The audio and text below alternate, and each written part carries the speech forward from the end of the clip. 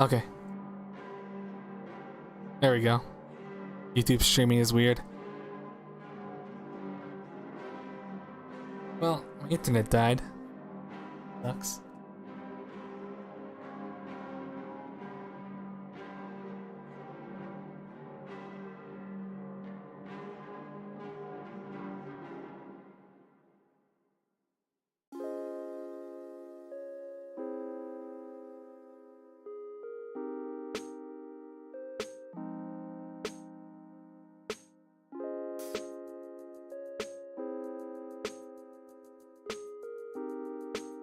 Weird.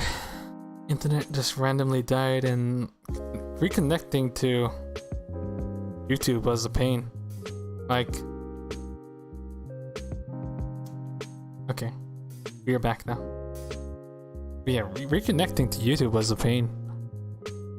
I had to like re-input my stream key for some reason.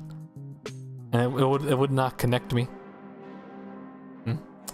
Weird. YouTube streaming is weird. Gotta get used to it, I guess.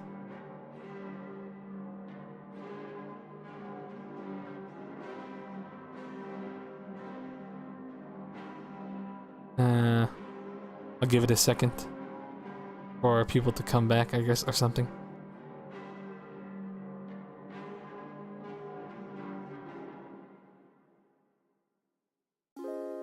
Let me know if people are back.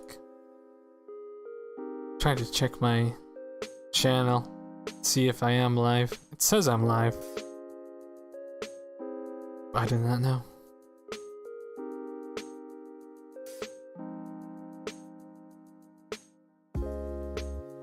I don't see it on my channel.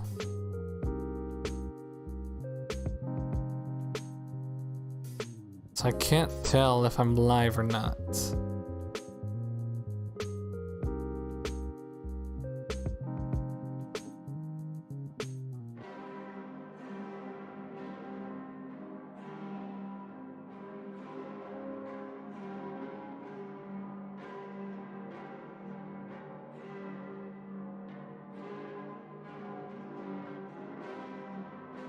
Oh, there we go. Okay. Weird. Now we're... Okay. YouTube streaming is very weird. Okay. Now we're back.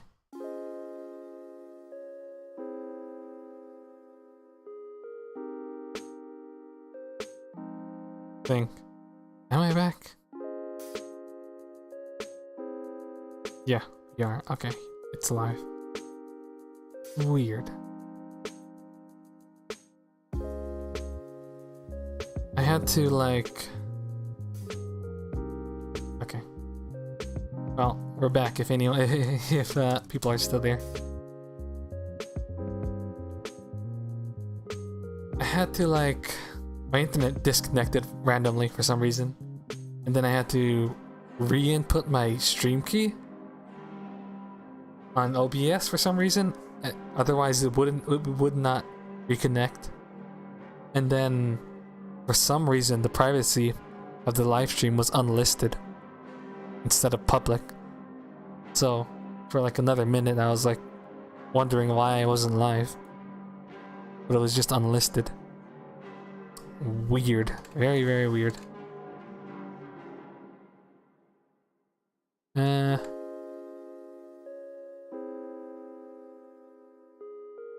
I will be right back though. I need to use the restroom myself. So while I wait for people to maybe shuffle back in, I will use the restroom. Anyway.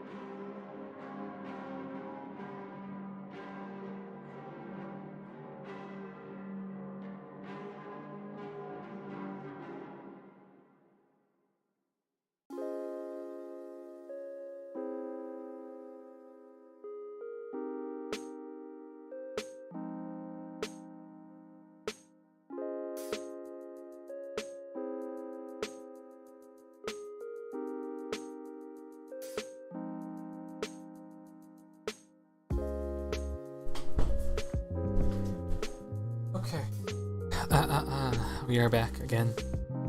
Back from my restroom break. I don't know if people have shuffled back in or not, but we'll keep going. Let me post up a new link though on my Twitter or something.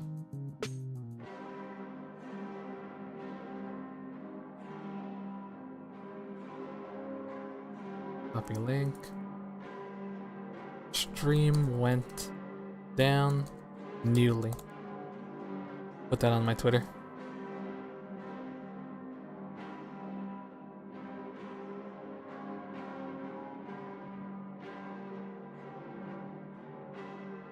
Okay.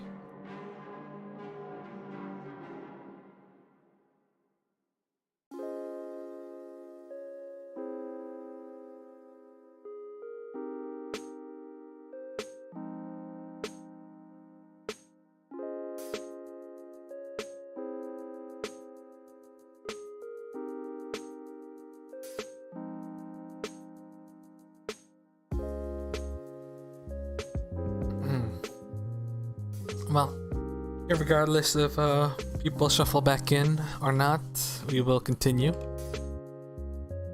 The VOD will be there on the channel anyway.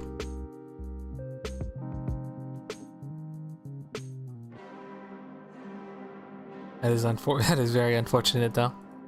Random disconnect.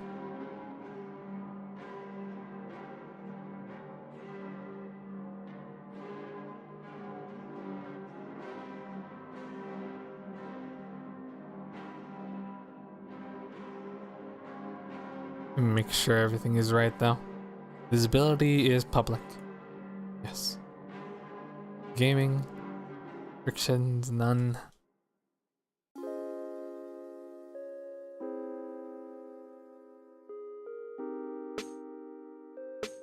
Chirk. Tag a Chirk. Game is in the description. The description didn't change. Allow embedding.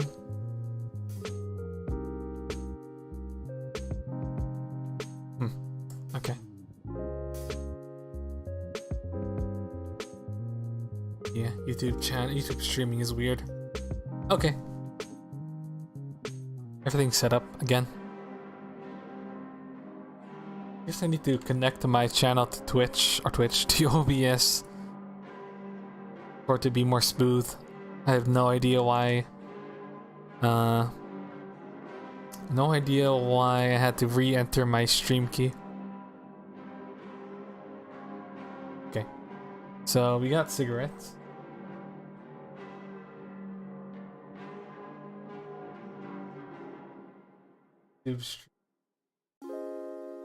Lying in bed. Reading web novels at the same time. Does it? What's the difference between YouTube stream and Twitch stream for you?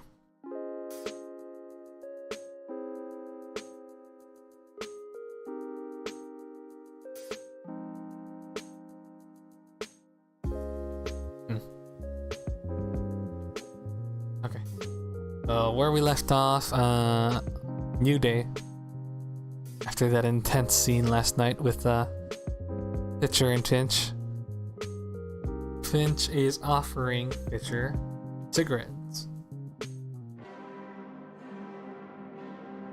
He bumps out two, putting one in an uncomfortable position in her mouth, and tells Finch to open her mouth, obliging at the command, closing her eyes. Pitcher looks at the girl in front of her, still faced in anticipation, waiting her turn. Something about this was arousing. She put her finger into Finch's mouth instead. Finch opens her eyes and looks at Pitcher. Neither move. Like Twitch app. You have YouTube Red. Play YouTube in the background. Gotcha. Yeah. YouTube definitely has the better player in general too. Not just like the better app, even like the better player, video player.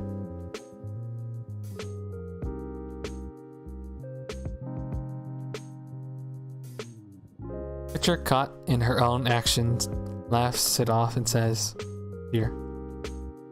She places the cigarette into Finch's mouth. The air grew humid in the cement gutter overpass. Well, according to the rules of the movies. Let's try something. Pitcher flicks a stolen lighter unsuccessfully, turning fast to cup her hands around the flame. The smell of cigarette smoke arises. He postures like a boy, a dazzling master in all things cool and cunning. Come here, I'll light yours with mine. Finch leans forward, eyes open, cigarette in mouth. Inhale. Finch chokes and coughs and drops the cigarette into putrid runoff. That's okay. You can try again. Inhale through your mouth, and then into your lungs. Like a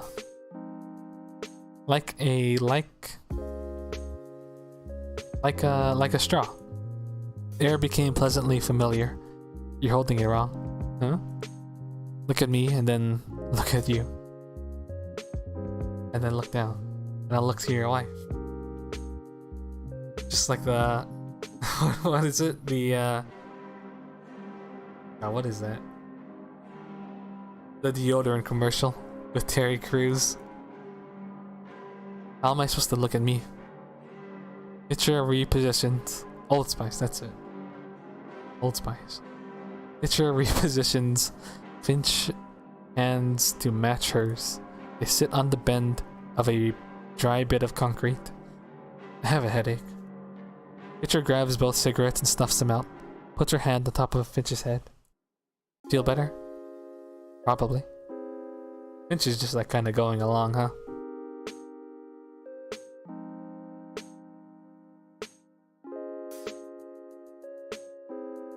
They look up at the unreadable signs and symbols, words that people wrote for concealed recognition. Only between the writer and the reader. Maybe they made these for themselves. Pitcher pointed a little bit towards a small readable section within plain text. It says, I love you. I love you. No, it says, I love you. Oh. Do you love me? I don't know. Pitcher turns towards her side to look at Finch. Pitcher reaches her arm across Finch's stomach. Finch lays still with Pitcher grabbing her arm around hers, hips far apart, untouched, their faces inches apart. How come you don't smile? I do. You just can't see it. Do you like me? Yes.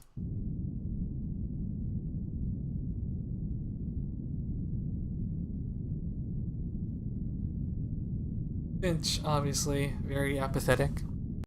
Doesn't really know how to show her emotions, I guess.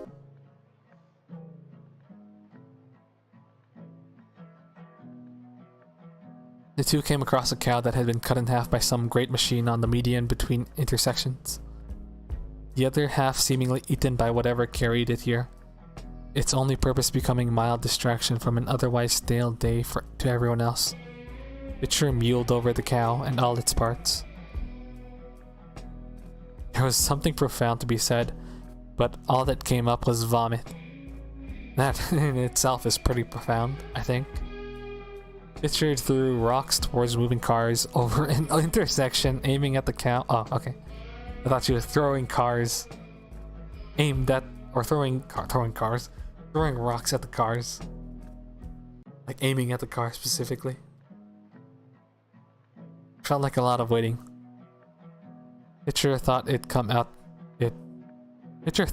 ought to come alive any second. Do you know what happened? What do you think happened to it? The car probably nicked it. Makes sense. I don't buy it. What else could have done that? A big ol' thing. Something primitive. Larger than life? Larger than death, too. You ever wonder what animals see when they stare into headlights? I imagine it's bright. They must be listening in on something. Paralyzed in realization that this moment is what they've been waiting for their Paralyzed in realization that this moment is what they've been waiting their entire lives for. And now it's dead. Now it's dead. Reckon animals go to hell? I think some might.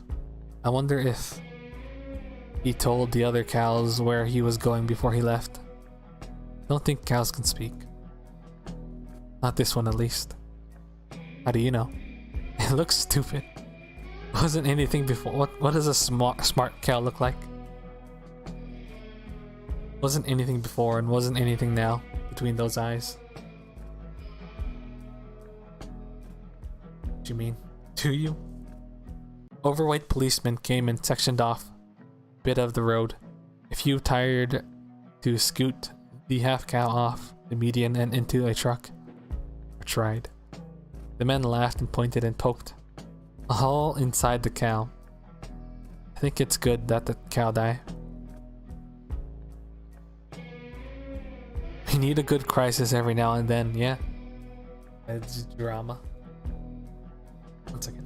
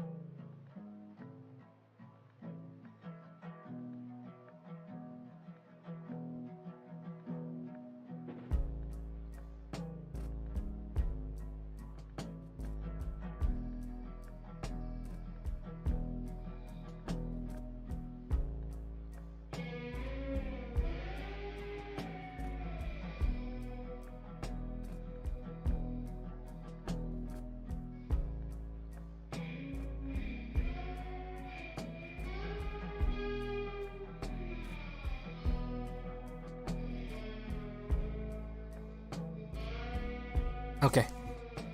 Back. Make the noise in our head stop, even if for just a little bit.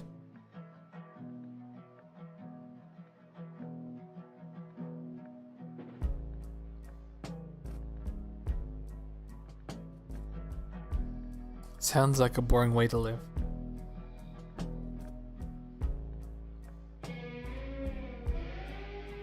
I hope it lasts forever. Chapter 11. How many chapters are there? This is a lot longer than I was expecting.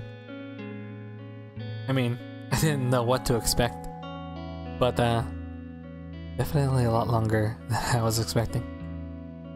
I was expecting to move on to the next game at this point, but you know, fine. Pitcher ate cereal from the box, a carton of milk in her hands in the basement of her mother's home, in the forgotten part of the country where calcium lines in pots of boiling water around many miles of the ranch land, and miserable, misremembered developments of abandoned American complexes, far away military bases, distinctly obscure noises that she listens to at night. Barefoot through wet tall grass patches overlooking cotton fields, planes fly over with chemicals. In her backpack, police follow vagrants from up the gas station, driving to the corner of the land behind yellow fences and open gates. She runs and trips, everything spilling, and she's digging through dirt to find Ziploc bags and things she'd forgot were hers. How many chapters? I do not know.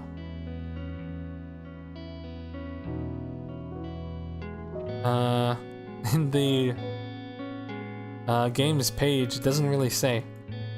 Or does it? Let me check real quick. Chapter 11. Yeah.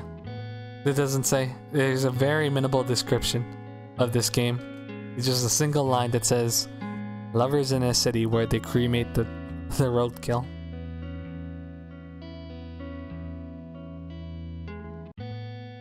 That's it. That's it. This creator also doesn't really advertise this game, I don't think. I'm not sure how people found this. Maybe they know the creator. Anyway, barefoot. Oh, you've read this. They had planned to meet today. Her doubts and learned dissatisfaction swallowed and replaced by the ennui of warm, damp air. Finch stood on top of a great hill, king of the rabble.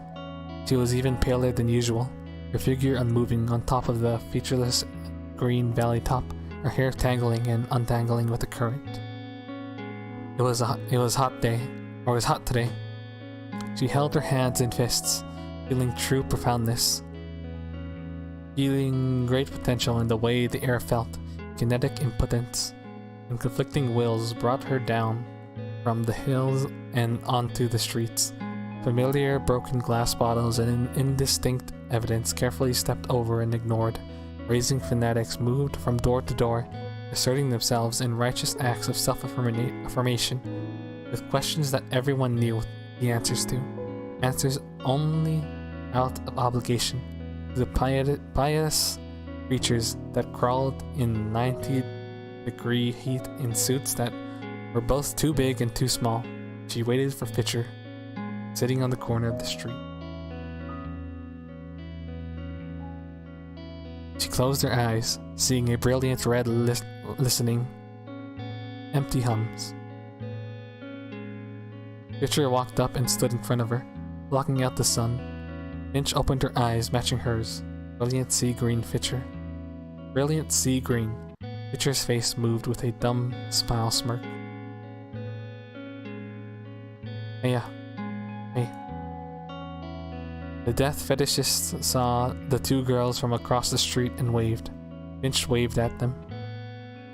Walking over, the men adjusted their ties and straightened their suits. Oh. Good afternoon, ma'ams. Hello. Do you have time to speak for a moment? I don't like where this is going. I think it'd do anyone a holy good. Sure. What do you want to talk about? Well, I'm sure you could guess. Are these preachers? Even worse than what I imagined. The suits opened a small leather notebook and read off a quote he had written down. Happiness is not based on oneself. It does not consist of a small home, of taking and getting. Happiness is taking part in the struggle, where there is no borderline between one's own personal world and the world in general. You know who said that? God? No. I'll give you a hint. He's quite important, and he is quite dead. Jesus? The answer is Lee H. Oswald. Can't say I've heard of him. Well, that's what we're here telling people about. Our purpose is to tell everyone it. Now, what do you think that means? I have no idea. Well, the world that we live in is made of things, and these things come together, and they make up what surrounds us now. Now, a lot of bad and evil things come together too. They make up rapists, murderers, atheists, you name it. A whole bunch of good for nothing snucks? What's a snuck? I've never heard the word snuck before.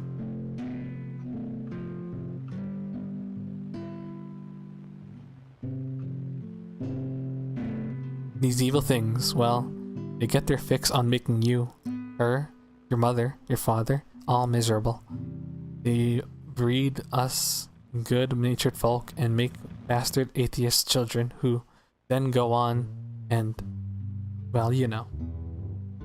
These people, they create struggle, you see. They pop up, these evil people. They pop up and they take people, take ideas, take lives. These goddamn skeezing beasts come into our cities and destroy what we have made. Now, back to the quote. We cannot be happy just by idling by. The evil forces that be will want you to sit back and do nothing. You can be alright, but you can never be happy. Mr. Oswald knew this way back in '63. He went out and he took part in the struggle.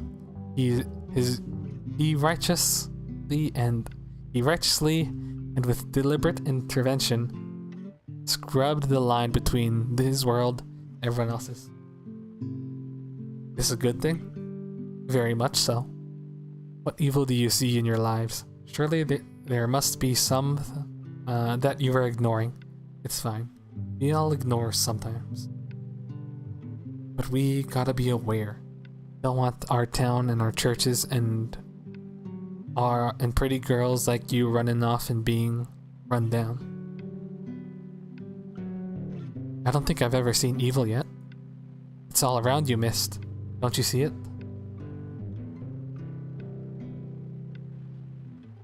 Look at the way these people treat each other, all spitting and yelling. How many of them do you think go to church? Not many, right? All these people. They're performative people. They just put on airs. All of them aren't real. They're all going to hell. The greater the amount of people, the greater the evil that surrounds them. It's even in the air. I don't think I'm no Oswald, to be honest. No, that's alright. I doubt you're evil. I'd be able to tell.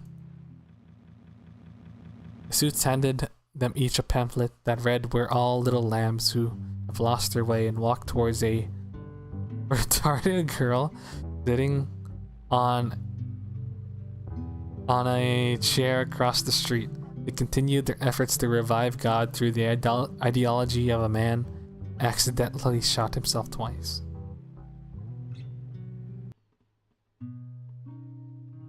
Creatures.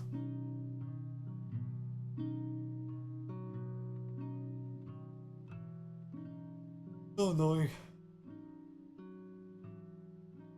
I was approached by a preacher actually, or some guy, I don't know, in university, and I was like, God, leave me alone. I do not care. Absolutely do not. Anyway, the two propped themselves up on the backs of fence posts that outlined vague properties, eating sandwiches Pitcher had made. Strange men with dogs bordered the neighborhood, bringing each dog onto frontages of homes and lawns, assuring residents that this was paid for by the city and would be of no charge to each and any of them, tax or otherwise. They were likely testing for lead. So much dialogue to read. My voice. 1 second, I'll need to grab some or get some water. Be right back.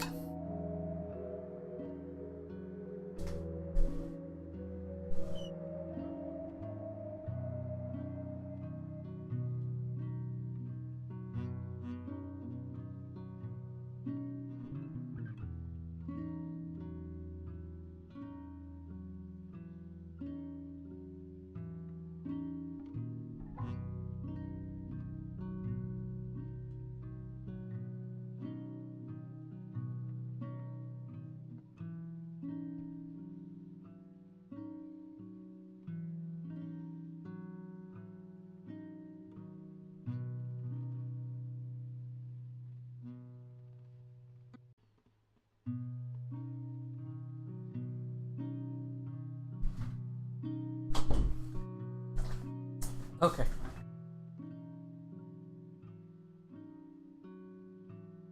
This VN is pretty cool, but the vibe is not my vibe. Sort of sluggish and melancholic. Call it purple prose at times, but the writing fits. I like it. I like the melancholic vibes of this. Definitely melancholic. The build-up of the two characters was definitely my favorite part, like in the beginning.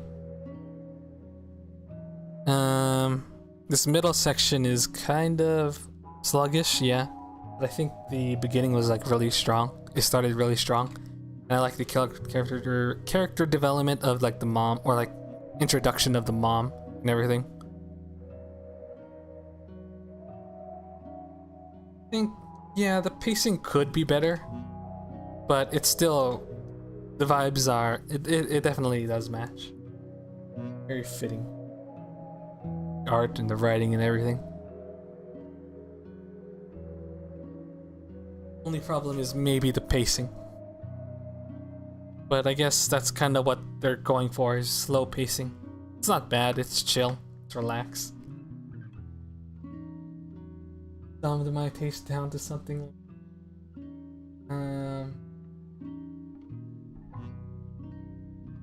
Fortunately, I've dumbed my taste down, so something like this, it's almost too heady. Slash loady. It is very heady. There is a lot of text and themes to dissect here.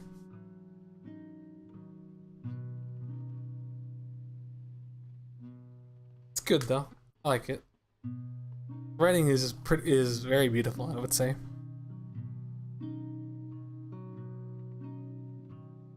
Chill slash relaxed, yeah. Very beautiful writing too. The two prop themselves up on the back. Wait, did we read this? We did. They watched each other eat. Pitcher paid attention to how Finch took bites, chewed, and swallowed. Finch not really paying attention to any one thing. Eating because it was offered, fighting off the great boredom. These are the days. Pitcher heard herself think. It's good with the music and image setting the mood and the conditions. Yeah, it's like rural. Not rural. What kind of rural? Small town vibes, you know? It's fish and Fisher. Get it? Lol. Haha. It's great. It's a good one. Fish and Fisher. She imagined her and Finch as a fish eating the bones of the dead Leviathan at the bottom of the sea in starving movement She imagined her and Finch as fish eating the bones of a dead Leviathan at the bottom of the sea in starving movement of communal eating, a leftover habit rooted in biological memory from when bottom feeders ate together in groups cleaning bones. Pitcher hated eating in groups. The sound of chewing and swallowing was usually upsettingly vile. She counted how many bites it took for Finch to swallow, with movements of Finch's throat listening to the sound it made. She watched her move, her tongue in her mouth. She watched her never quite blink, looking out, staring nowhere. A look that she'd been practicing for years.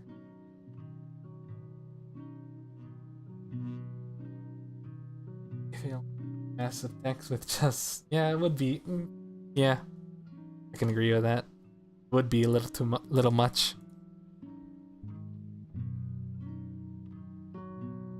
Pitcher had gotten used to it. She started to practice her own. What are you always thinking about when you stare out into space? I mostly think about not being here, like dead. No. I wish I could just sit and look at things, not have to sleep, not have to eat. I just want to watch time pass. And then what? I don't know. I feel like if I watch them, I can influence the outcome. I can create little stories in my head about things I'm looking at. When I look at people and things, sometimes it all just feels unreal. Maybe beautiful. And I can't help but admire it. Am I beautiful to you? In a certain way, yeah. I find you beautiful because of how weird you are. You're like a weirdly shaped dog.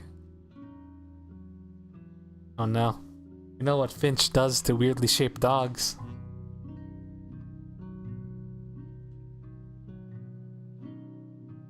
Stop being mean. You're actually gonna make me cry. She's gonna do more than make, well, She will make you cry. If she does, if she treats you like the dog we saw earlier. I didn't mean it like, I don't mean it like that. You're special.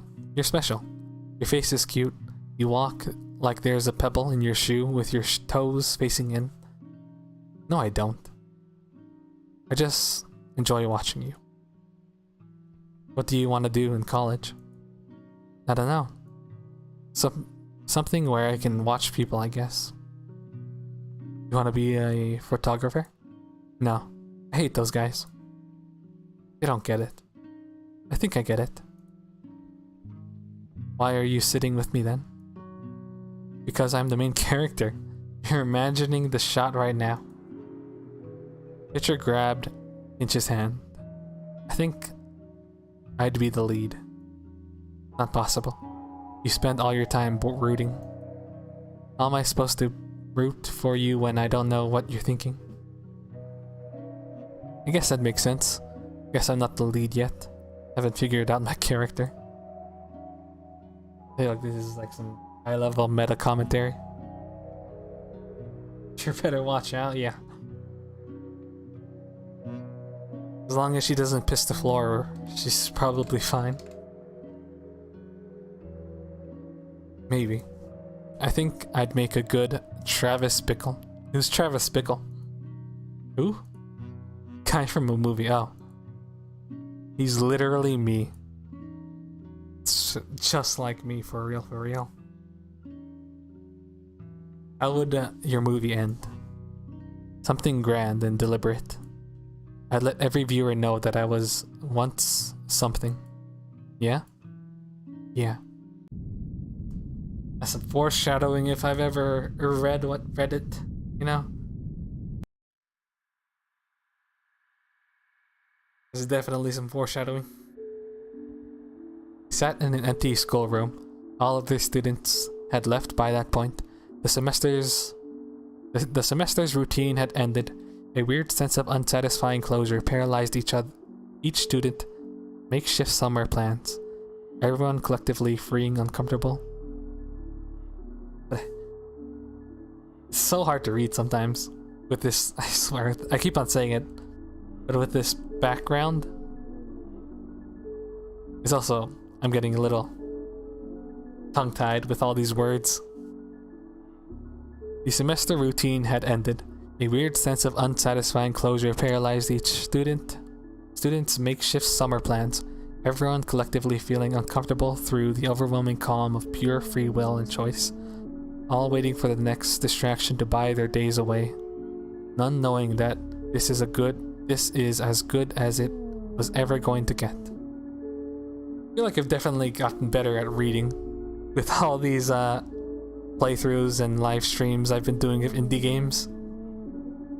Like when I was first like doing playthroughs on YouTube and I was editing, I would have to edit a lot because I kept like misreading.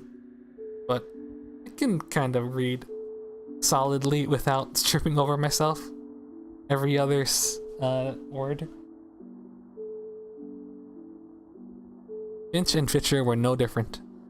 Fitcher saw herself noble and esteemed over her peers, knowing that in fact these were the days, trying to come up with words that would make up invitations to Finch, and she meditating on invisible cities all in her own head, never writing, a pure Eternus in a different way. Each shake on summer promises, oddly infatuated with one another, neither surfeited with too much time spent. Fitcher felt loved and Finch felt needed. English major doesn't know all these fancy words. I need to get brush up on vocabulary apparently. I feel like I haven't learned vocabulary in a long time. All my English classes are basically just learning or writing papers. Not really like grammar or anything.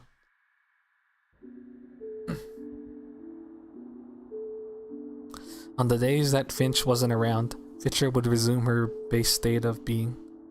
Untiring, hyper-vivid daydreams of incessant pervasively postured attacks against herself by imaginary people to burn time away. More. How's the visual novel coming along, by the way? It's been stalled because the person I'm working with with the art is busy, and really I've just been kind of lazy with writing. So I mean, even if the art person that I'm working with is stalled, I could still write, but I've just been lazy, to be honest. I'm just using that as an excuse for my own laziness. I'll get back to writing probably tomorrow, now that I finished my work early with my university and all. It's coming along though. Hopefully, I mean, the general outline for the plot and everything is all set. Just need to write the dialogue and characters and more. Anyway, she had been quite good at this, and moved on to trying to make other people explode by looking at them strongly enough, with enough emotional conviction, a special skill of adolescents to imagine the world adjunct to their own moods. Even when the two spent 2 days apart, no one would explode. The truth of the world was exhausting. Write together. Write your thing while you write yours. Maybe. I don't know if that would help though. Maybe it would.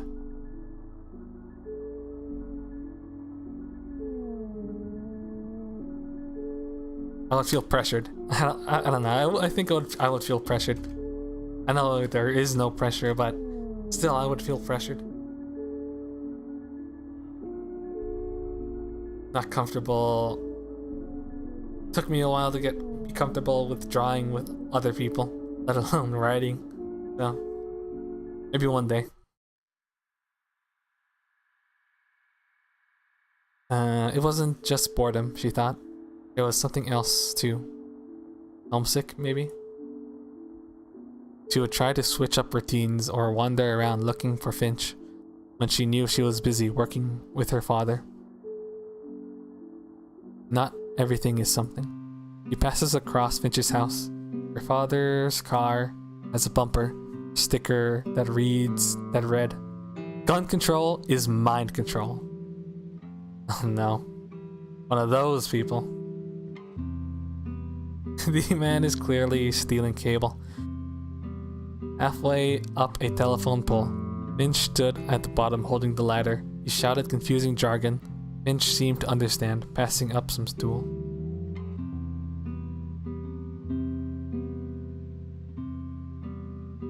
Not like we could see each other's writing. Yeah.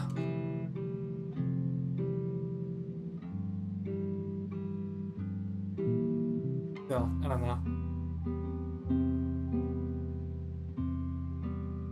I wouldn't have the peace of mind of being alone to write, you know?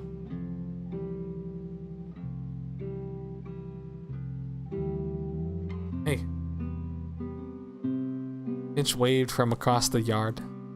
Michael came down from the ladder and handed Finch a handful of crumpled dollars and said, "Go buy him some cigarettes and get yourself and your friend something." I'm glad the dad isn't freaking out over Finch's friend here. Live in my head would be like a study hall. I don't really like study halls either, to be honest. Easy to goof off or get stuck with lonely tenant and alone. Yeah, that's true. That is true though. It would keep us in check. Would keep me in check.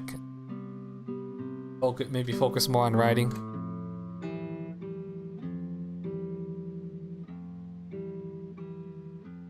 See, in study halls,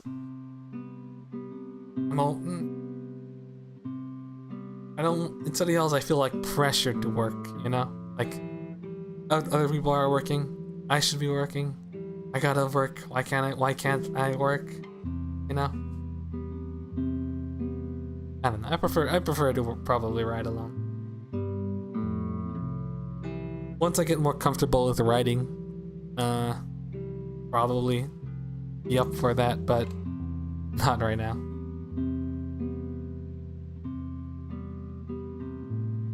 I like to go to work to work. I like to go to work to get money.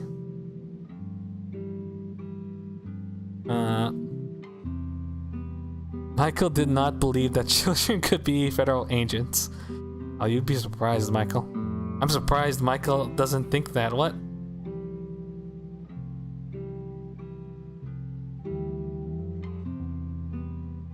Yes, that's why. That explains why he's not freaking out over Pitcher or ghosts. He would often sit around playgrounds when Finch was a child, just out of a comfortable range for a parent to keep watch on the other parents that came to steal Finch and other young ones. Finch would unintentionally stare into where her father was sitting, unintentionally alerting others of a strange man. Pitcher thought to herself that seeing Finch was a natural anesthetic, and how lucky she was that most others' longings go unfulfilled, forever repeating the same days, stuck in concrete beds, and sealed windows. Where to?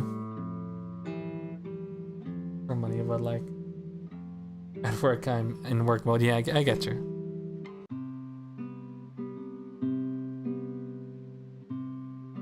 Don't know.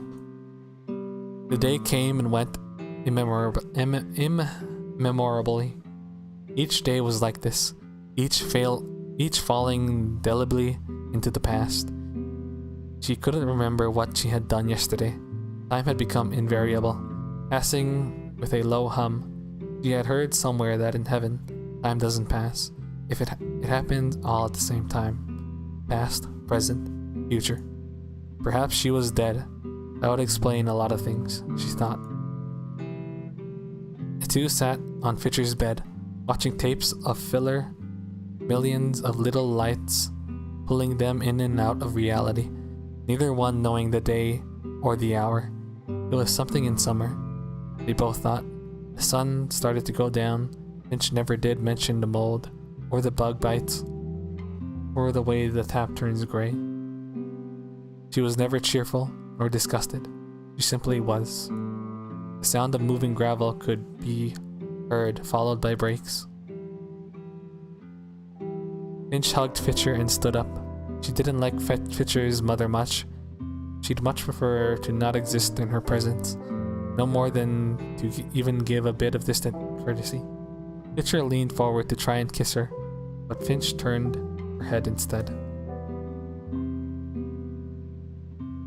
Fitcher felt used, but this was commonplace. Finch was simply too self-conscious, she thought. Finch crawled out of the bedroom.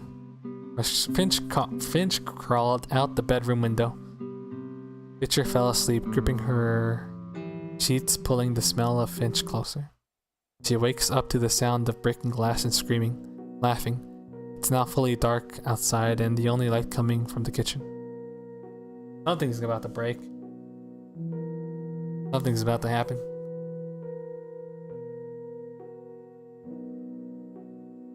This roll cannot continue, right?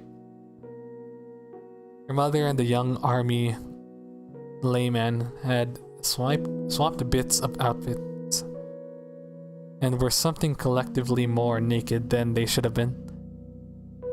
Or somehow. The name tag read Mold Denke, on which on which her mother kept saying as Moldy Dinky. So it is Moldy Denke. In between insincere laughs, patting the back of the man, they were dancing in absolute silence, exasperated and artificially enjoying each other's company. They pretended to laugh, exaggerated each other's put-ons, all as part of a very annoying game. These two people already hated each other.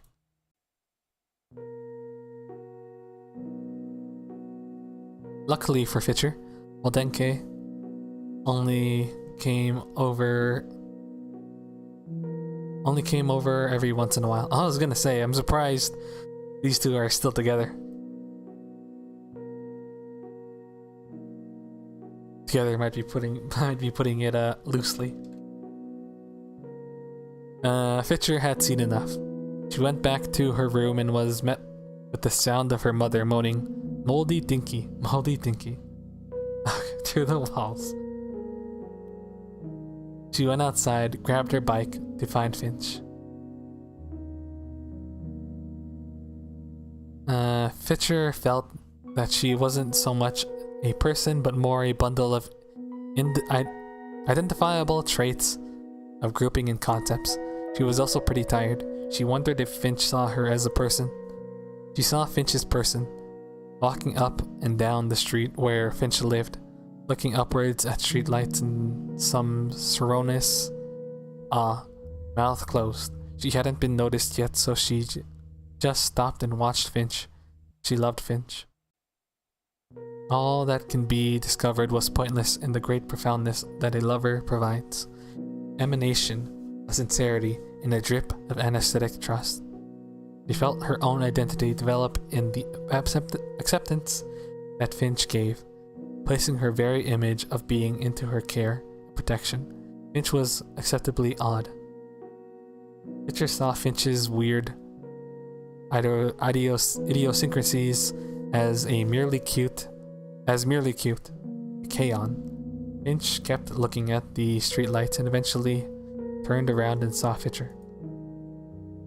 Neither surprised or glad, she acknowledged that Fitcher was, in fact, alive. Small dialogue went unheard and forgotten once it was spoken. Eye contact was a delicate matter, and Finch had gotten used to looking at Fitcher in a way that could be taken as sincere and normal. This is a very interesting game, very wordy, very thoughtful. I feel like there's a lot to dissect. Like, even I haven't really even fully processed that quote from earlier with the preachers. I feel like there's a lot of elements you could interpret there. I'm just moving along here.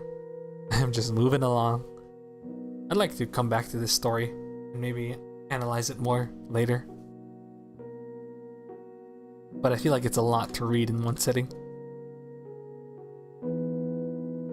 Fitcher went back home and fell asleep. Her mother and Moldenke passed out somewhere in the home. You didn't check. That morning, Fitcher walked out and saw Moldenke and Eddie at the kitchen table, sharing coffee and burnt toast. Definitely dense, yeah. Very dense. Good morning, Fitcher. Interesting that males in this game have just these weird heads. Wait, did Michael have a weird head? I don't know. And Eddie doesn't have a mask on.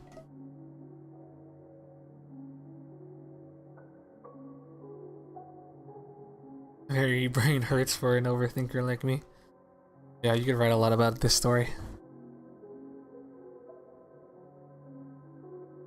You can think about, there's a lot of things to think about with this story.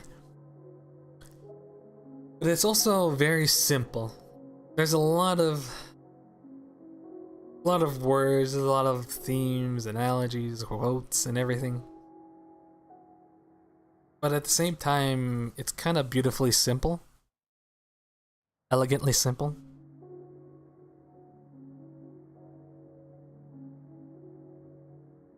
At least at first glance, anyway.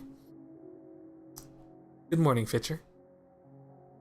Your mother and I were thinking of heading out to go do some stuff. Wondered if you'd want to tag along. Could take you anywhere you'd like. What do you say? Let's go somewhere nice. What are they even eating? What is that? Toast? Toast is burnt black. You, me, and Baba. He tickled Eddie's ribs. Eddie smacked his hand away, smiling with the look of a tired whore. Look of a tired whore. Baba. Chapter 13. Dog. Not the dog. The two looked down at a dead dog. I guess it's a different dog, maybe. Its tag read Snoopy. It had bled out of its mouth and nose profusely behind the dumpster before collapsing at the side of the road on a bed of flowers. What happened? I don't know. I just found it like this. What do we do with it? You just found it like this, huh, Finch? Sure. Oh, it is Finch's dog. So definitely, I definitely believe her. You just found the dog like that. It's your dog, right? Yeah. Finch just looked blankly at the dog-shaped meat. Are you okay? Yeah. You're awfully quiet for someone whose dog is dead. I didn't like him that much anyway. Clearly. She put her tongue out on the inside of her cheek, thinking about what to do with the dog. Suppose we bury it? Think. I have another idea. Pick him up. Let me go get something. She walked to her house calmly. Her arms never moved when she walked. I thought that was cute. That's pretty freaky. Finch came back out with her school backpack. Pitcher followed Finch out behind her house into an area of abandoned construction and overgrown government projects. They came to a thin wire fence separating neglect from nature. Pitcher tossed the dog. I like that line. Separating neglect from nature. It's very well written. Pitcher tossed the dog over the fence and stepped over. She grabbed Finch's hand and helped her across. She picked up the dog. Where are we going?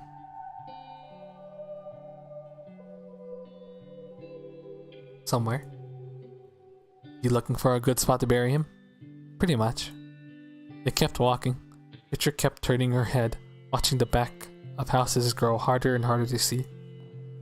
What's your dad gonna think? Doesn't matter. Damn CIA agents killed my dog. Well, the dad didn't seem to care for the dog either. Right? The dad didn't really like the dog either, huh? Maybe that's why Finch doesn't like the dog. It began to drizzle. Are you sure you're okay? She's just trying to get the dog as far away as possible. You can talk to me. I have nothing to say. Finch abruptly stopped and looked at the tree in front of her.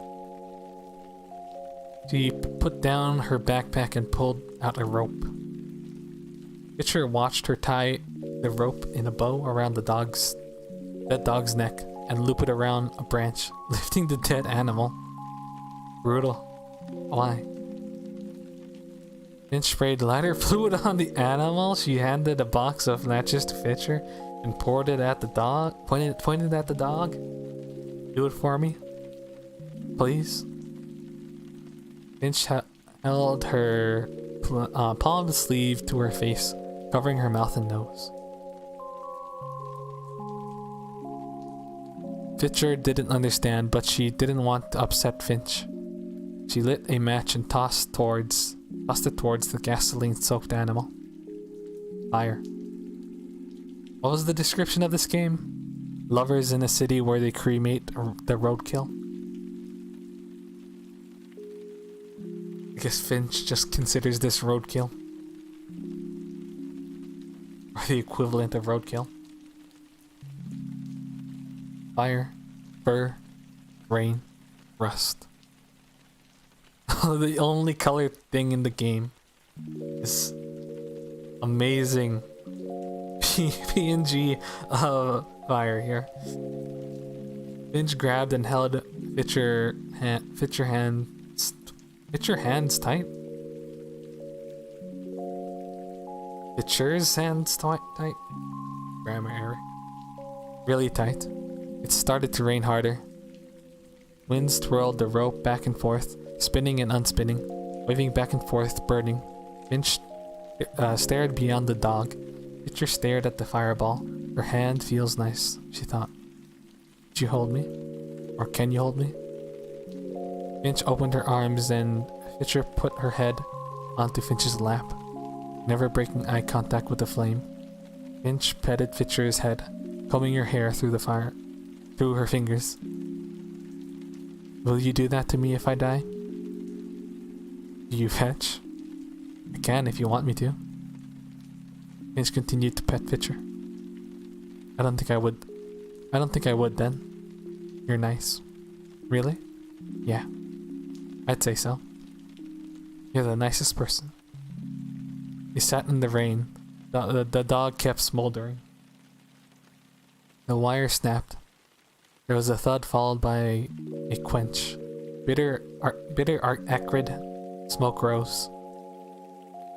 She looked beautifully in the rain. Her body was... She looked beautiful in the rain. Her body was long and delicate and softly fierce. I could see the outline of her bra. The rain stopped. Fitcher and Finch stood up in unhurried thoughts. Unreality faded and they became astutely aware of their dampness. Finch didn't not move. Found herself trembling down at the carcass. So beautiful. Sharing a moment with your girlfriend in front of a burning dog. For the first time, Fitcher saw Finch cry. I think she loved the dog. I think she liked the dog. Even if she beat it up. And she probably caused this, let's be honest.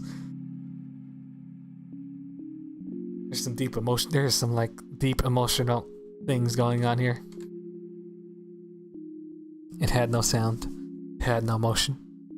Their hands clumsily found one another and in a warm, awkward embrace. Finch's hands were sweaty and shaking. Fitcher rubbed her thumb back and forth across Finch's hand, walking back slowly and swinging their arms like lovers do. Chapter 14.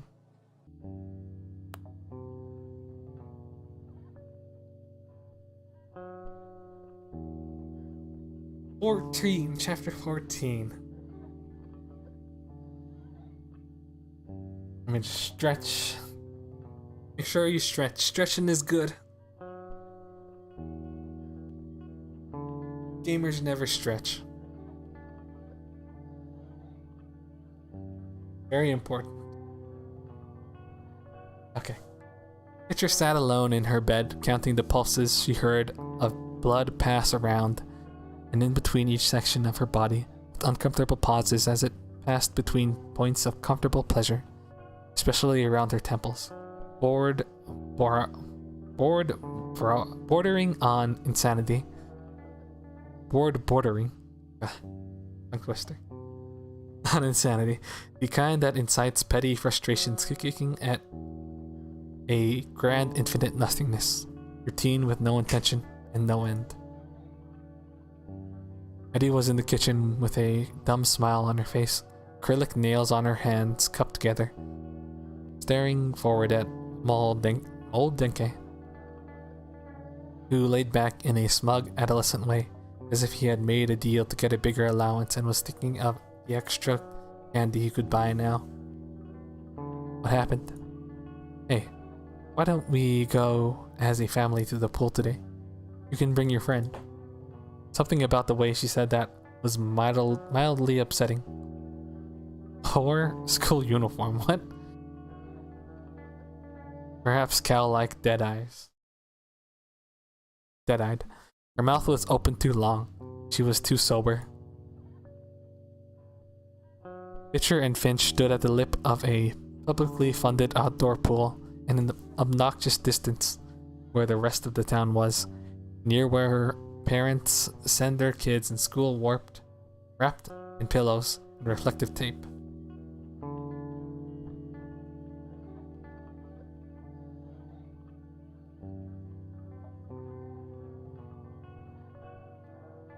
One second.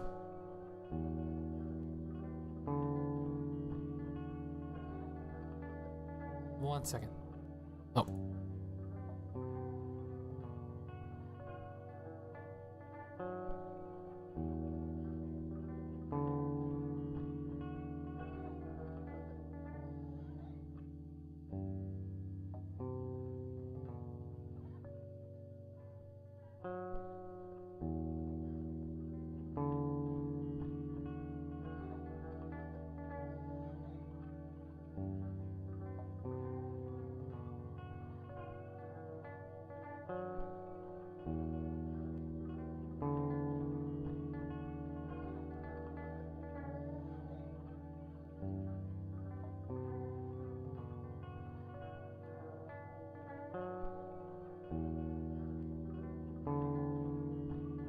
Okay.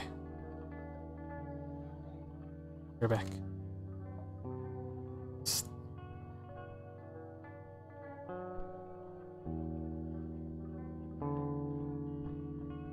I don't know if Zocton ever came back, but I wanted to ask him how he found the stream.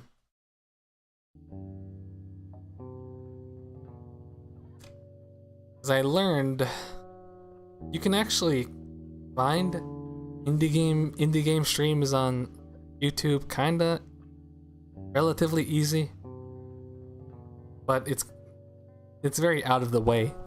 You have to go very out of your way to find these streams. Not super out of the way, but it's like in an obscure way. I'm wondering how Zocton found the stream, if he ever came back. Anyway, Pitcher felt out of place when she compared Eddie to the other kids' mothers. None were quite as synthetic, as far as she could tell. It was uncomfortably crowded, uppity, well-fed children. Pitcher had not once looked at Finch. After they were brought to the pool, she was simply too lovely. Finch reached her hand out to grab Fitcher's pop in. Don't touch me. I'll die if you touch me. Fincher put her hand down back at her side. Or Fincher. I keep on saying like Fincher. Like Fincher. Bleh. Like I said though, that's the ship name. Ship name is Fincher. Finch put her hand down back at her side and fixed a pinch in her swimsuit. Has been throwing 1, 2 very low viewer count video streams related content in my recommends. Really? I never get those. The way I found like another indie game stream was I just searched indie game on YouTube and then sorted by live, and then I found this like this channel that was playing Omori with 2 viewers. So that could be a good way to look for indie games on YouTube. Because like I said, I myself, I like to watch other people play indie games. So I might be doing that in the future on my own spare time. YouTube doesn't really make it very intuitive though. But it is better than Twitch, because Twitch, you can't really find that at all. Or at least it's a lot harder. Anyway, Pitcher held her breath, frustratingly chaste, and dove with both arms to her side, headfirst into the deep end. Finch sat down and followed. Pitcher drifted, frustrated by the inability to have skinship in a way that would look normal. She felt the day was unimaginably meaningless and hot. Finch would gently push Pitcher's body around, watching how she made the water ripple and people moved around the downward-facing body, only turned around to breathe every so often. There's no yeah. If they just had a better like UI and layout, and like they put lives more on the forefront, I think they could really threaten Twitch. YouTube just needs like a lot, like it's like so close. It just needs like a little more polish or something. But you know, live streams isn't the main goal of YouTube, I guess. Sometimes she would kick the water, angry at herself for being upset. Why did your mom take us here? Don't know. Probably bought something by Mold Dinky over there. Your new dad? Hope not. You having fun? I think so. There's not much to it. The water's nice. Future felt a deep wave of acceptance with her current situation, making a conscious decision of what has or does not have meaning. Simple floating, and the thought alone was enough. Oh, their arms are tied together, floating along.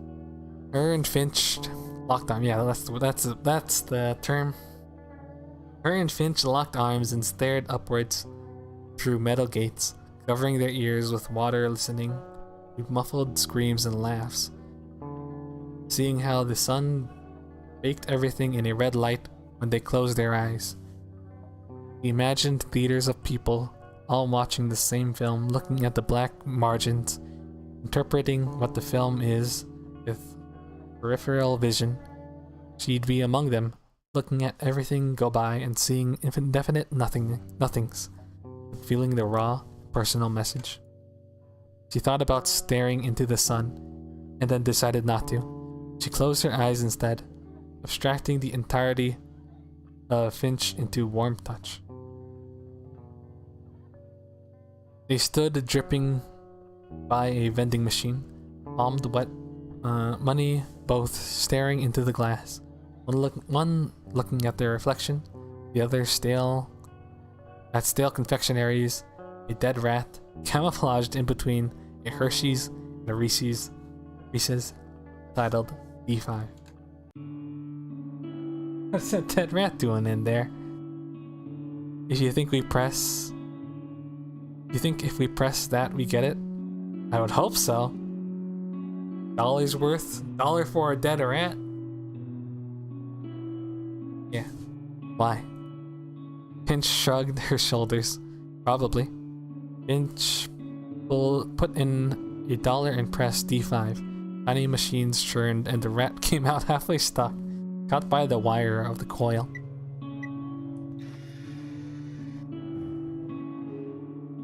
I hope it's animated. No. He just rotated to the left. Damn. Want me to try and reach it? Can you? Pitcher got onto the ground and reached her hand up through the gap, pawing and stretching her fingers as far as she could to try and flick the rat out of its hold. It was definitely stuck. Pitcher kicked the machine. The rat moved a little.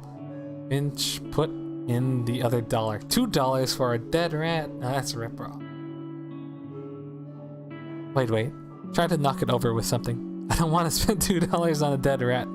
On a dead rat only. What I'm saying. Finch pressed in B5 and a small bag of chips. Knocked the rat over and into the bottom pit. Pitcher let out a small woo. Rat. Finch handed over the chips and grabbed the rat by the tail, holding it at a safe distance, thinking about what to do with the prize. This is water. What? A parable. Two young fish swimming past an old fish. The old fish says to them, "Morning, boys. How's the water?" They swim on a bit, and the other one says, What the hell is water? I don't get it. That which is obvious to see, that which is obvious is hard to see. The rat had been there for a long time. People saw it and filtered it out of their sight. They saw it as an undesirable candy, maybe a starburst, rather than a rat. Starburst! Starburst is like one of the best. Not undesirable. This is slander. What do we do now that we have the obvious? That's where I'm stuck.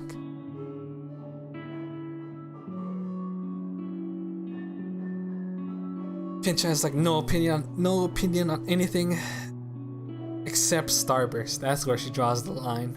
Like, fuck Starburst. Pool? That's the first thought I had to. But that's too easy. It's no better than ignoring it in the vending machine. No better than a gimmick, and everyone sees the world in gimmicks. Gimmicks to get ahead. Gimmicks to hide themselves. Gimmicks to hide yourself in vending machines. Pitcher nodded. I could just figure out what this rat means. I can figure out how everyone else thinks. People see what they want to see, and what people want to see never has anything to do with the truth. Want to give it a name? Fitch. Fitch? Yeah? You could name it Fitch. I'm hurt. You called me a dead rat. Fitch, what are your gimmicks? Pitcher grabbed the dead rat, grabbed the rat and held it, mimicking a falsetto, puppeting the animal. Some people don't believe in God, but they color eggs to change up days. I'm not reclusive at all. Just private. Without me, there's nothing. I don't know what a falsetto is. Pitcher put down the rat. The two stared at it. Want to throw it in the pool? Yeah. Nobody acknowledged the floating gray thing in the water. After a few minutes, it sank. They sat in the back of Eddie's car on the ride home. I feel like that's the most Finch has ever spoken this entire game so far.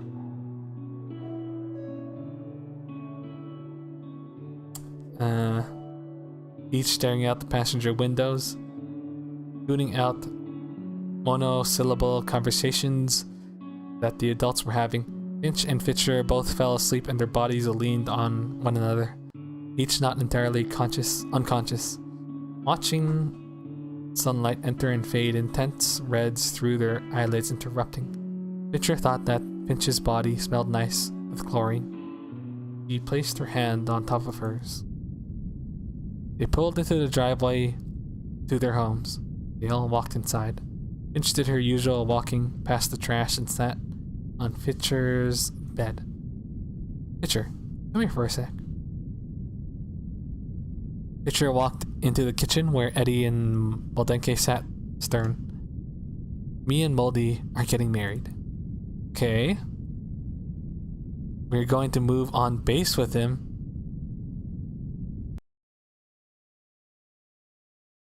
Future belonged to everyone except her.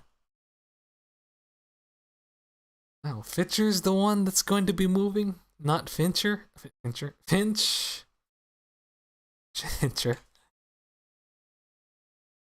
The world was going to end. Chapter 15. That's sad. Fincher was never very good at crying.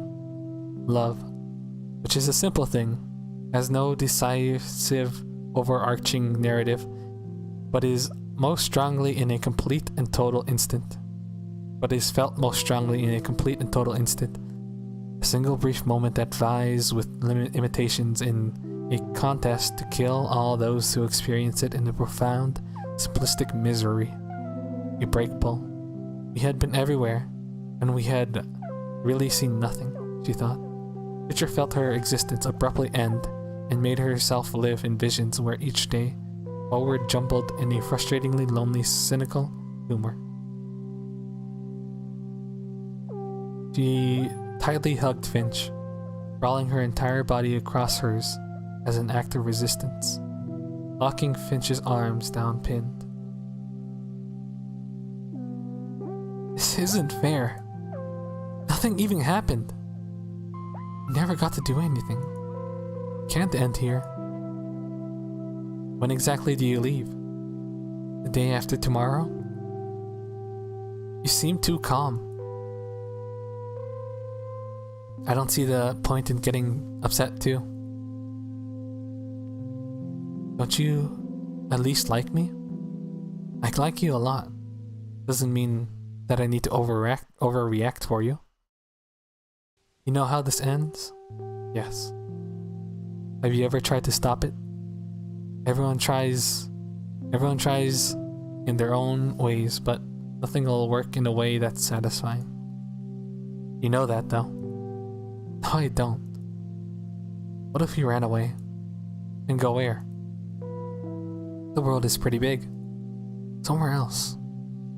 I don't want to be alone. It's a matter of fact thing.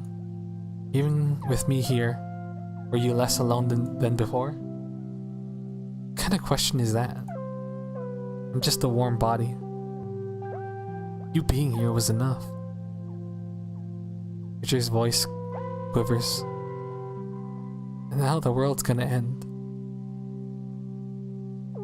The world will never end.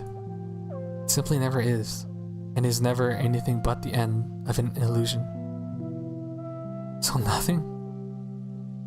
nothing we did was real? It was uniquely real to each of us. It was just a piece of something much longer. I don't understand why this is happening to me. I understand. I want to run away. I think you'd find that pretty hard. Don't you want to try at least? Or don't you at least want to try?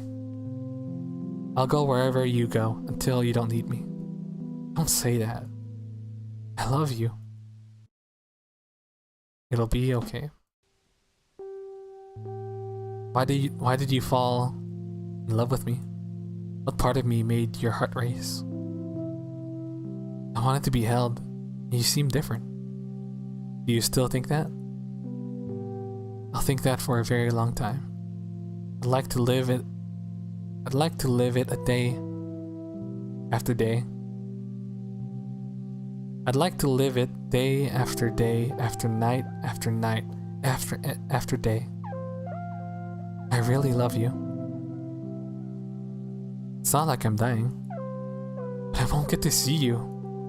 Imagine the story though. I don't want to be in the story.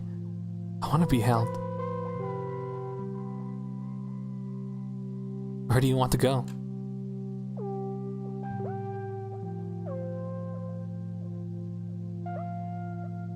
Far away. Take me somewhere nice, then. Fisher wiped her face on a blanket and headed out the back window. Each girl rode on bikes into the neighborhood. Misty and coarse yellow lights hummed. Telephone poles and electrical wires all skewed and stuck into places made a great dense weight of inevitable end. Twist Fisher's heart. She felt like she was going to die, her heart keeling over and piercing. How infinitely frustrating for Fisher that her entire life had become wasted, a total net sum of zero, a great and profound nothing in which absence of any sort of substance occurred, to which she understood very little. Events turned into ideas, and memories she held only inflicted the most awkward of pains, nostalgic for a moment she currently experienced.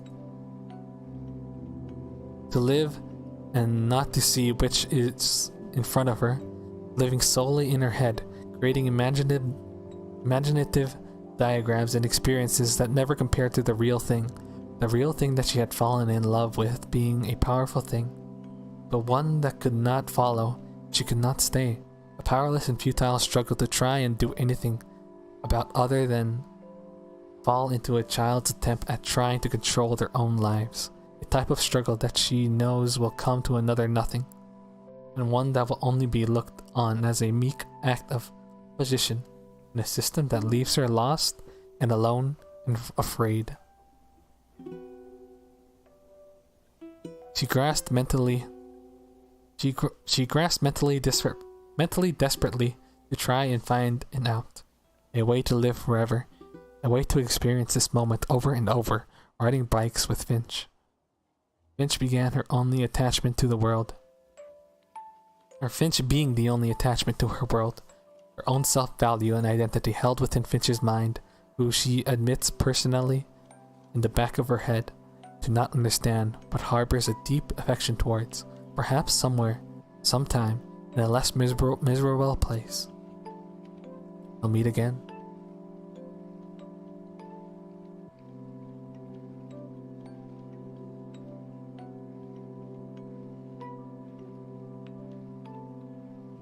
Perhaps.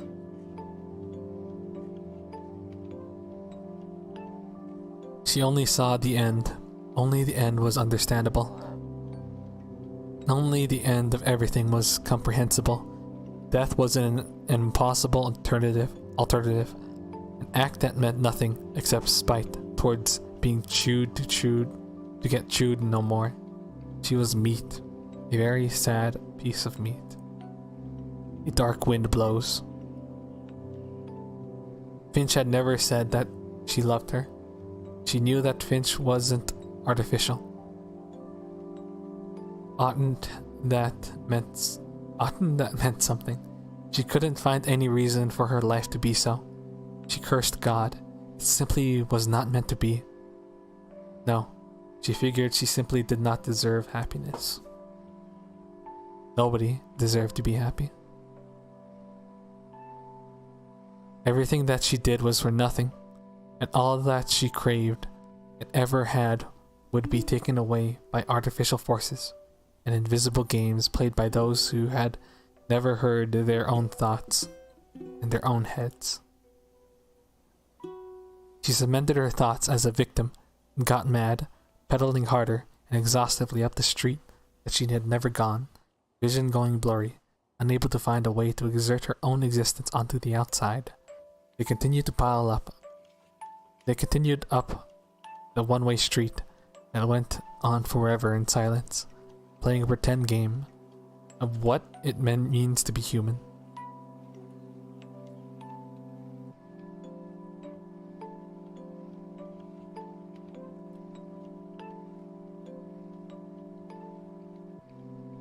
They are going.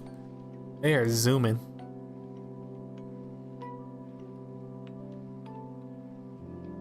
Pitcher out of breath, only then realized the great fatality in what she was trying to do. There was no out, no better place, no profound something, no semblance of purpose in what she was doing.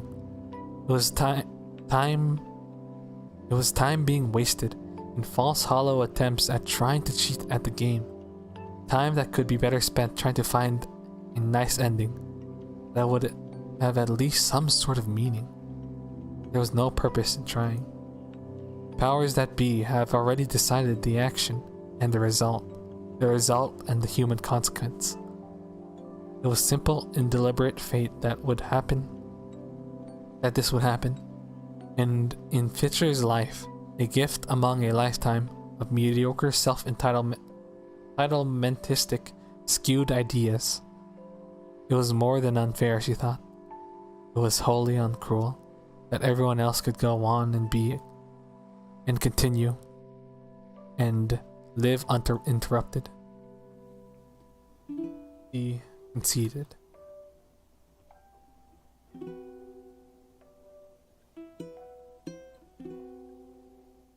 Let's go to a nice park. Fincher was a quiet, unsolvable person. A person made up of traits that things Fincher had watched her do. She loved her either way, understanding or blind. She felt a profound moment of peace among waves of stress that all told her her life was going to end in moments, caught up in frustrated knives, pointing inwards. She understood the idea of everything and the reality of nothing. Reality ceased to be.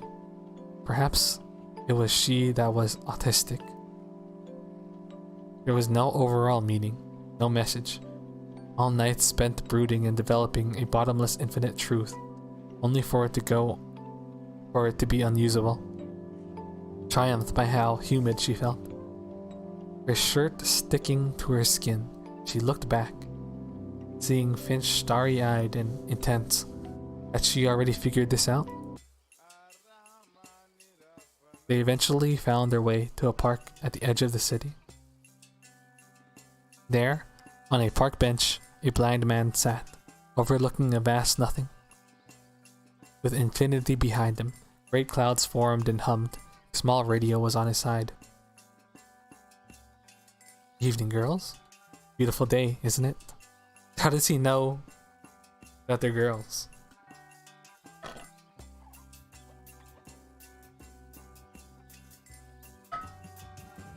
I like that his name on the top right is just blind. Ugh, my voice. Blah, blah, blah.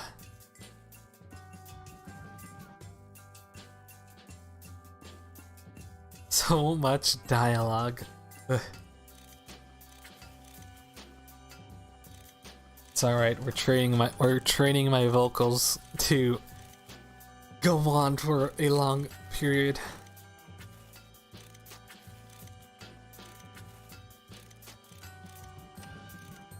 They stopped and stared at the blind man. Yeah, it is. Nice. The voice definitely gets worn out at the end. At the end of these or by the end of these visual novels, maybe even towards the middle. It takes like an hour, 30 minutes or so to recover.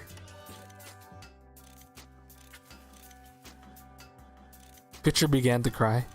Tears welled and fell. Didn't know why. Must be very beautiful. Wish I could see it too. Do you feel it? What? The rapture. How do you know? You don't see the sky? You don't feel the air? It's everywhere. It's coming. It's been coming for weeks. I've been sitting here waiting for it to happen. You've ever seen one? Do you mean a tornado? They're very similar. Turn a tornado on its side and it becomes a portal to heaven. Well, I guess a tornado kills you and you go to heaven, sure. Paradiso, it's called. A whole bunch of stuff. That's suddenly a big wall of text. A whole bunch of souls picked and then thrown to meet God. People don't realize that rapture happens every day. Even ever notice how tornadoes never hit California? You Sodom exists in cities that surround Los Angeles. The rapture only takes those who are ready. And that's people like you and me. Exist in sin-free in small cities where conviction is so strong that God sends his angels to pick us up and meet him. Every day, entire towns are wiped out, but it's not for nothing. We are simply ready. Interesting way to look at tornadoes. Of course, California and Los Angeles, the city of sin.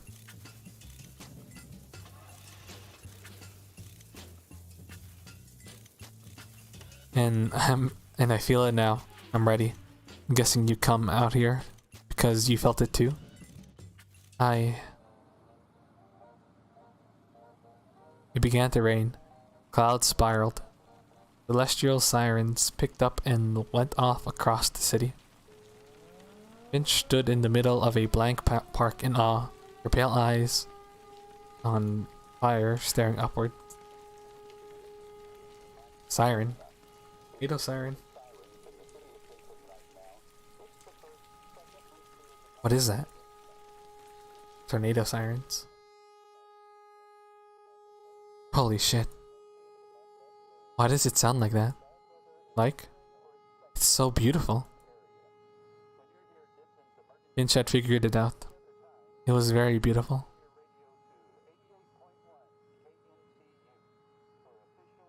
Fincher stared at Finch, standing in total stillness, staring at the clouds coalescing into abstract shapes in the sky. Winds blowing rains wide ways into little daggers, cutting through and creating something truly profound.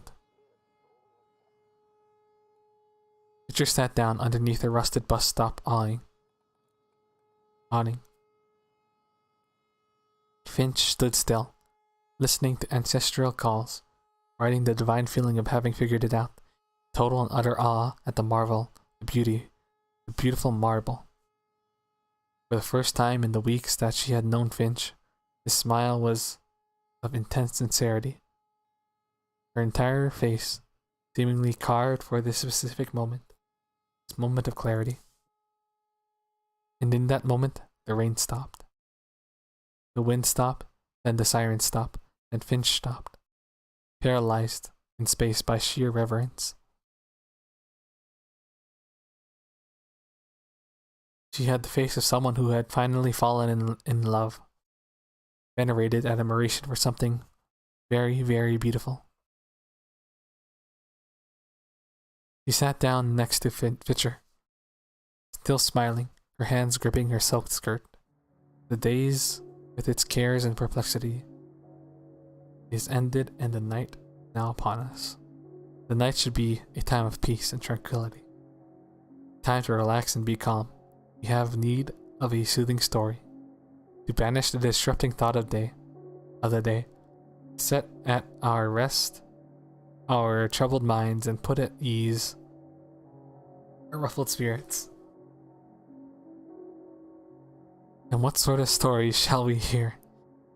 It will be a familiar story. A story that is so very, very old, and yet it is so new. It is the story, or it is the old, old story of love. Two lovers sat on a park bench with their bodies touching each other, holding hands in the moonlight. There was a silence between them. So profound was their love for each other, they needed no words to express it. So they sat in silence on a park bench with their bodies touching, holding hands in the moonlight. Finally, she spoke. "Do you love me, Fitch?" she asked. "You know I love you, darling," she replied. "I love you more than tongue can tell. You are the light of my life, my sun, moon, and stars. You are my everything. Without you, I have no reason for being." Again there was a silence as the two lovers sat on a park bench, their bodies touching, holding hands in the moonlight. Once more she spoke.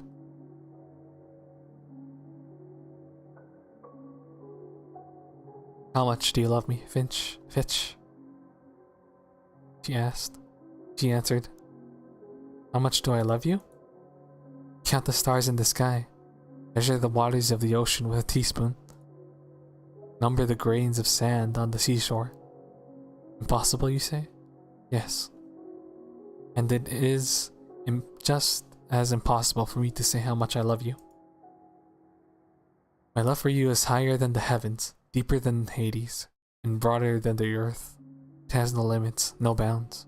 Everything must have an ending, except my love for you." Okay there, Finch. Fitcher. Tone it down a little. There was more of silence as the two lovers sat on a park bench with their bodies touching, hands holding in the moonlight. Once more her voice was heard.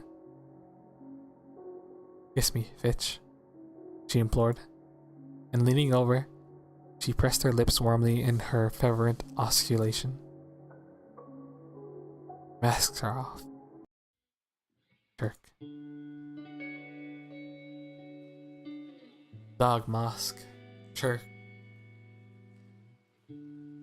Sun, Sally Claire, Banzai Heck, and a few others. I find it interesting that the author didn't include these guys in the credits or in the page. they're in the credits here, but they're not on the game page itself.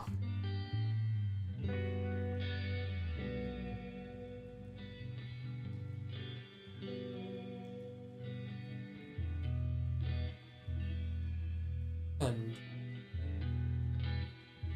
Finch still never said she loves.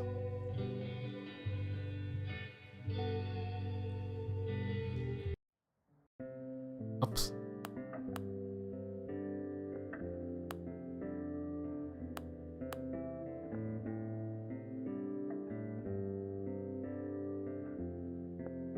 Yeah, in the end, Finch never really explicitly says that she loves Fitcher.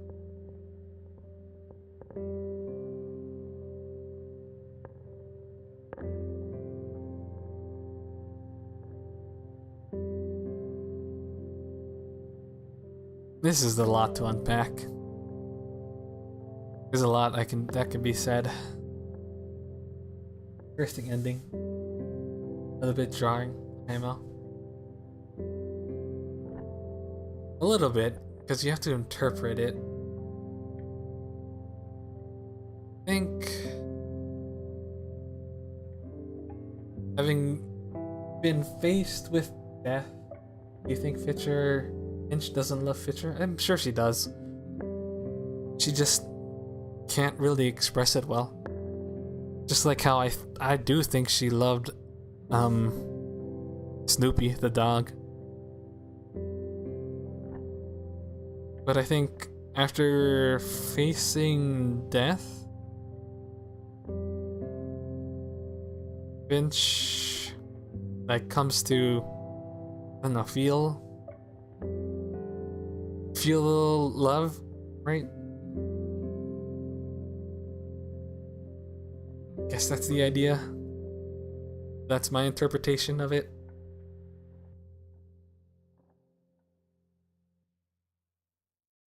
What do you think? Do you think Finch loves Fitcher?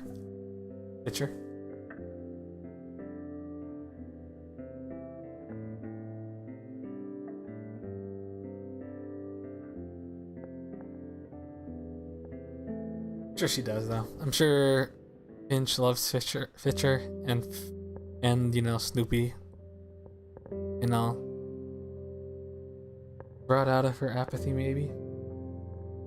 Able to show love, thus knowing that it's possible for her. She doesn't love Fitcher, but she does love Fitcher even if she doesn't say it. Yeah, that's a good interpretation of it, I think.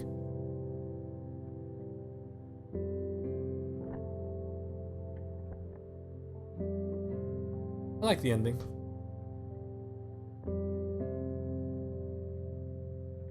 It's a lot to think about. A lot to dissect, but at the same time, I think, just like what you just said, that's pretty much it. It's beautifully deep and complex, yet at the same time simple, you know?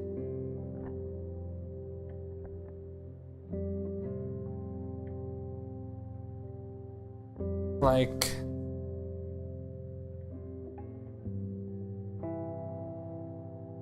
the game goes very in depth to explain such simple emotions. Simple but confusing emotions. A lot to think through. Got its charm to it for sure. Yeah. Very charming game. The art is very cool. The direction is very cool. The style and everything in writing that it went for is very well put together.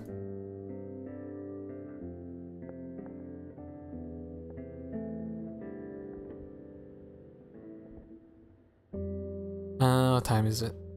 Jeez.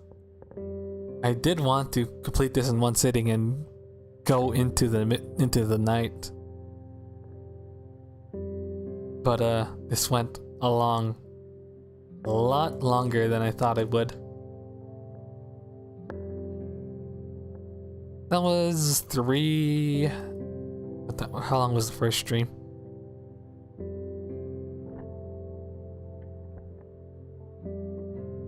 3, 4 hours. 4 hours. 4 hours. And considering I was reading everything out, if you were just reading it to yourself, you would have gotten past it very quickly. I guess it wasn't that long. Yeah, 4 hours. I would put it in angst types of stories, yeah. Because that it's simply enough, but also made complicated because subject matter. Some complicated parts to it. Yeah. That's love, right? Very, very simple, yet also complicated. Just like love.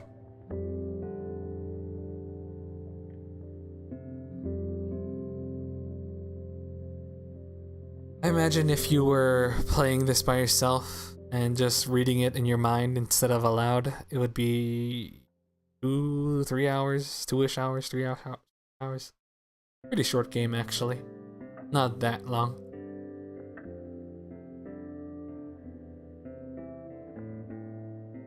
But anyway, that was Chirk by Dogmask.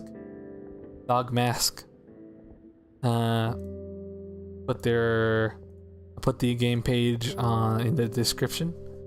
Should also list their Twitter actually, because they go on they're on Twitter by a different name, Carthage.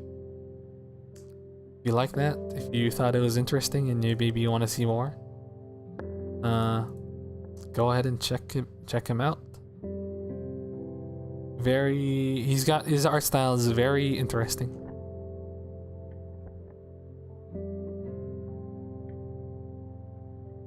I don't know if he has more characters in the same setting or if he draws just like these characters. But yeah, let me see if I can find his Twitter before I end the stream. I want to make sure I link it.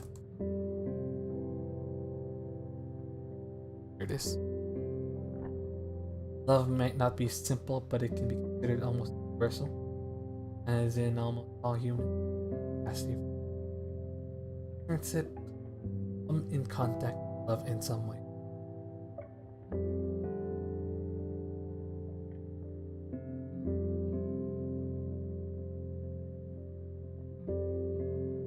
Yeah, I guess that's what makes it deceptively simple, in that everyone experiences it and shares the same, not the same, but some level of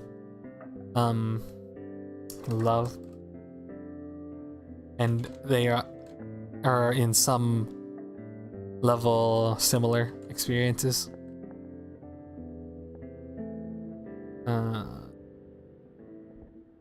Developer Twitter.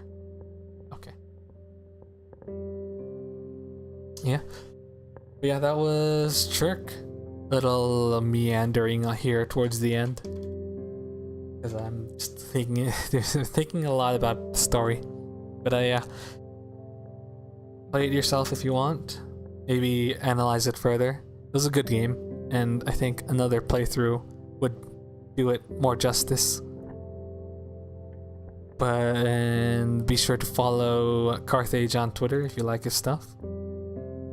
Got very cool art. Anyway, that'll be it for this stream. YouTube streaming seems to be pretty good, and the VOD is here on YouTube, so I don't have to re-upload it or anything, so that's nice. So future streams may be continue to be on YouTube. We'll see. Or I could do like dual streaming, but I don't know if my internet could handle that.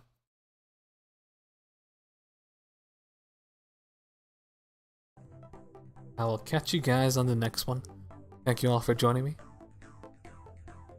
Bye bye.